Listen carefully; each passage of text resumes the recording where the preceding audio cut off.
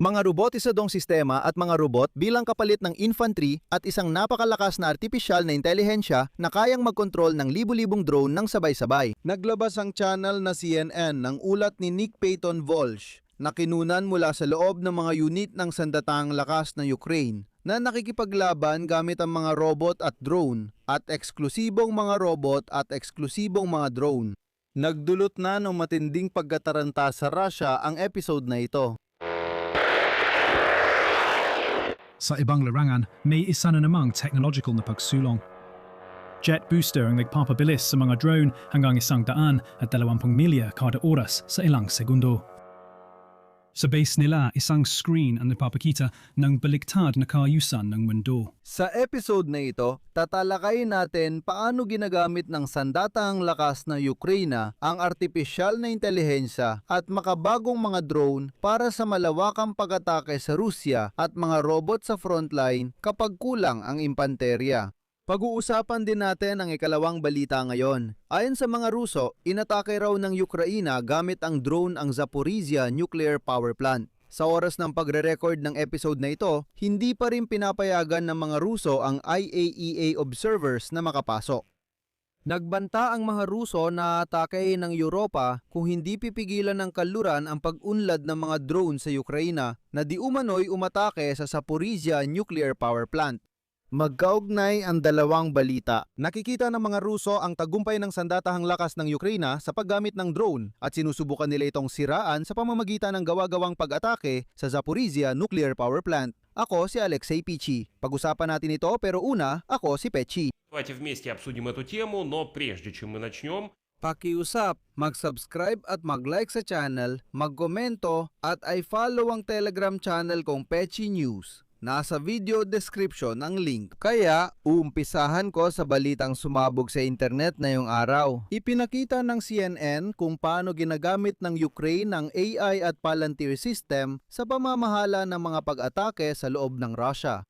Makikikita sa mga screen ang mga ruta ng mga drone sa real time, pati ang mga coordinate at datos ng mga target na patuloy na sinusuri ng AI. Mahalaga rin na tumutulong ang artificial intelligence na atakihin ang Russia sa pamamagitan ng pagtukoy ng butas sa kanilang air defense system. Sinimulan ng mamamahayag na si Nick Payton Walsh ang kanyang ulat sa mga robot sa harapan at drone laban sa Russia sa mga salitang ito na isang CP. 9 na buwan ang nakalipas, halos bumagsak ang Ukraine, kulang sa tao, pera at naguguluhan, may Walsh ng oposisyon. Ngayon nagbago na ang sitwasyon. At hindi dahil sa bagong alon ng mobilisasyon, kundi dahil sa teknolohiya. Ngayon, nakapasok na si Walsh sa unit ng Ukrainian na gumagamit ng robot at drone sa laban. Ang mamamahayag ay nakarating sa harapan kung saan mga robot na tinatawag na kariton ang nagdadala ng bala imbes na sundalo. Sa command center ng Long Range Strike, nakaupo na ngayon sa mga upuang parang gamer ang mga veterano ng Avdiivka at Bakhmut. Sila ang kumokontrol sa mga pag-atake mula daan-daang kilometro ang layo. Agad silang dumating para ihanda ang 5 baril at mga baril na dahan-dahang gumagalaw sa tahimik na hardin ng magsasaka. Para sa 10 oras na biyahe sa unahan to the front line. Trabahong maaring mangailangan ng 12-12 ng tao at napakadelikado. Automatiko na ngayon ang muling pagsusupply ng bala sa mga harapang posisyon. Sa puntong ito, malamang. Dito na kinukuha ng remote control ang control. Hindi ito karaniwang agarang kargamento. Mga tropa ang naipit ng ilang buwan. Nasa gitna tayo ng pambihirang pangyayari. Pagsalakay sa gabi sa tatlong posisyon ng mga Ruso sa unahang linya sa silangan gamit ang 6 na malalaking attack robot. Nagsuot sila ng karaniwang damit para hindi mapansing papasok dito sa bunker. Parang larong upuan, may drone sa himpapawid na gumagabay sa robot sa lupa. May panibagong technological na pag-unlad na nagaganap. Jet booster ang nagpapabilis ng drone hanggang 120 milya kada oras sa ilang segundo. Sa kanilang base, ang isang screen ay nagpapakita ng sulyap sa isang kaayusan ng mundo na baliktad na.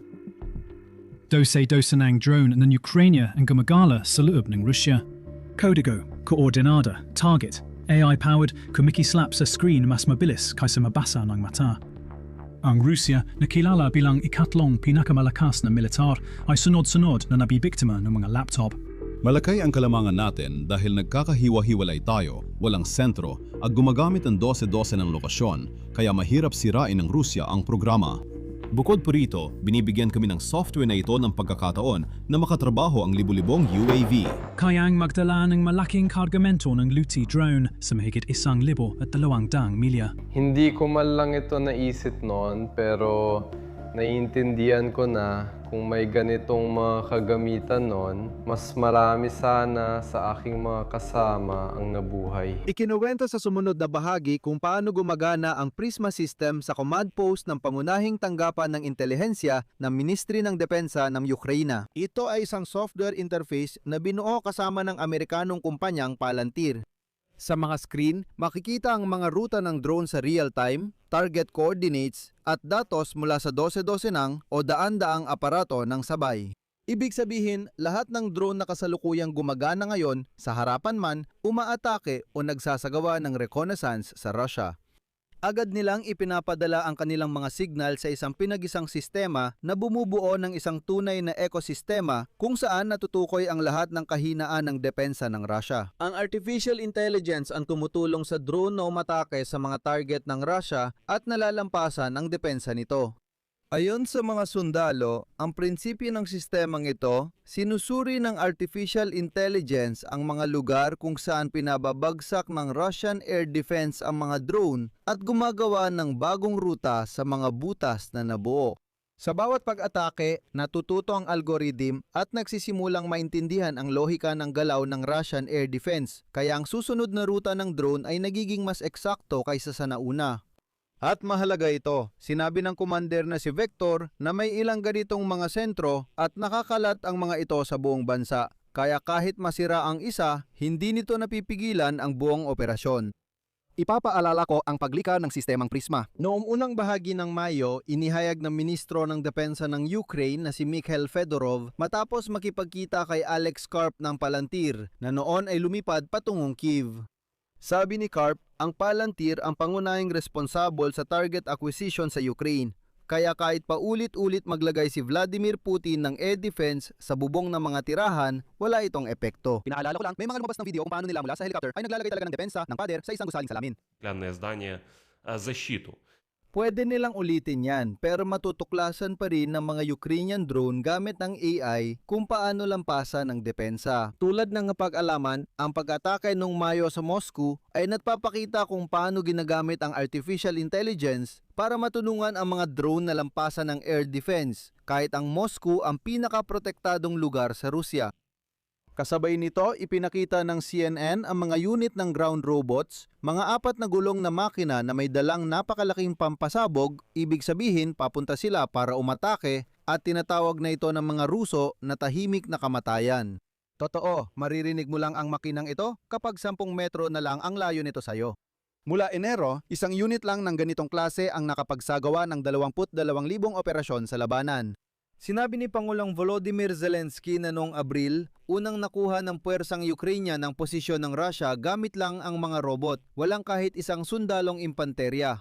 Ang estratehiya ngayon, ang brigada ay nagbabantay ng ilang kilometro ng front gamit lang 1 o 2 posisyon, dati 2 batalyon kada kilometro ang kailangan. Ngayon, pilit sinisiraan ng mga Ruso ang technological na tagumpay ng Ukraine at sinasabing kaya ng mga sistemang ito umatake pati nuclear na pasilidad. Ayon sa Kremlin, umatake umano ang sandataang lakas ng Ukraine sa Zaporizhia Nuclear Power Plant noong Mayo 30 at 31. Ayon sa pamunuan ng mga okupante sa Zaporizhia Nuclear Power Plant, noong Mayo 31 tinamaan ng pambobomba ang seksyon ng transportasyon ng planta. 6 na bus at 2 gazelle ang nawasak at walang nasaktan sa mga tauhan. Noong Mayo 30, iniulat ng Direktor General ng Rosatom na si Alexei Likhachev na inatake ng Ukrainian combat drone ang machine hull ng ika-6 na power unit ng kanlurang Zaporizhia Nuclear Power Plant. Запорожской электростанции. Ayon sa kanya, may butas sa pader. Tandaan ito at ang drone ay kinokontrol gamit ng fiber optic. Kaya hindi aksidente ang tama sa palagay niya. Ayon kay Likachev, ito ang unang sinadyang pag-atake sa pangunahing kagamitan ng nuclear power plant na may direktang pagsabog at pagkasira ng gusali ng machine hull.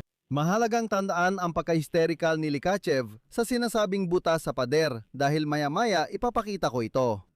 Mariing itinanggi ng Ukraine ang lahat ng paratang. Sinabi ng Puwersang Depensa ng Timog Ukraine na sumusunod ang sandatang lakas ng Ukraine sa Geneva Convention at hindi nila inaatake ang nuclear power plant.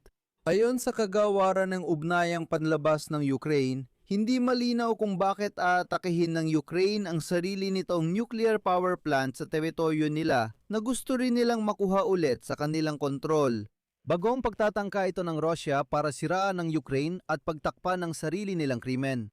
Pero may isang bagay dito na hindi napapansin ng marami dahil hindi nila sinusuri ang nakaraan. Dito lumilitaw ang tanong, bakit ngayon lang naisipan ng mga Ruso na palabasin ang kwento tungkol sa pag-atake sa Zaporizhia Nuclear Power Plant? Sa totoo lang, napakasimple lang ito. Tuwing Hunyo, tradisyonal na nagaganap ang pagpupulong ng Board of Governors ng IAEA kung saan tatalakayin ang taon ng ulat para sa taong 2025. Malaking problema para sa Rusya ang mga dokumentong ito. Sa 4 na taon, hindi kinilala ng IAEA ang pag-aangkin ng Rusya sa Zaporizhia Nuclear Power Plant at itinuturing pa ring pag-aari ito ng Ukraine sa ilalim ng ilegal na okupasyon. At bago ang bawat sesyon ng Board of Governors ng IAEA bawat taon, palaging nagpapakawala ang Rusya ng panibagong alon ng mga manipulasyon sa impormasyon tungkol sa Zaporizhia Nuclear Power Plant. Ganito rin ang nangyari noong nakaraang taon, noong isang taon pa at noong 2022. Palaging tuwing bago maghunyo, nagsisimula silang magpakalat ng mga balita tungkol sa mga umano'y pag-atake na ang Ukraine daw ay umatake, nagpaputok at kung ano-ano pa. Ibig sabihin, nag-iiba lang ang detalye at paraan ng pagsabi pero pareho pa rin ang layunin.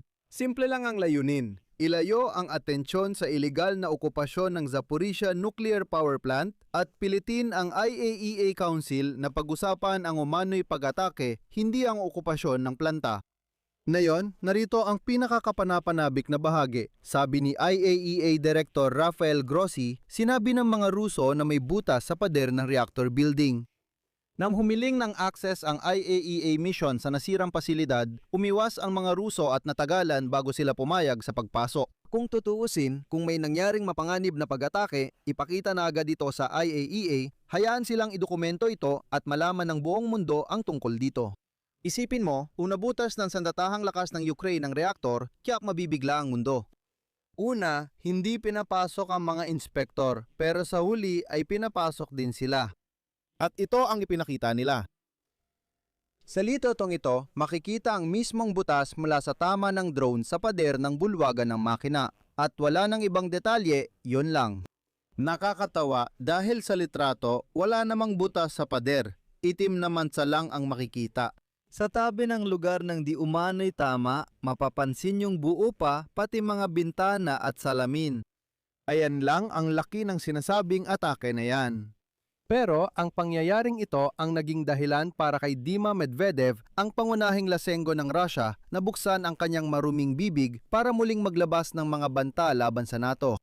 Nagbanta si Dima Medvedev, pangalawang tagapangulo ng Security Council ng Russia, na atakehin ang mga nuclear power plant ng mga bansa sa NATO. Narito ang kanyang sinabi, hindi ito mas mabuti kaysa sa paggamit ng taktikang sandatang nuklear at maaring gantihan ito ng simetrikong pag-atake sa mga plantang nuklear ng Ukraine, gayon din ng mga bansang NATO na sangkot sa sigalot.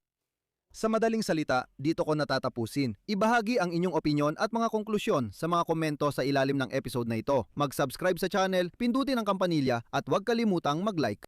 Kung nais ninyong suportahan ang YouTube channel na ito, lahat ng paraan at detalye ay nasa video description. Maraming salamat. Iyon lang, ingatan ninyo ang inyong sarili. Paalam sa lahat.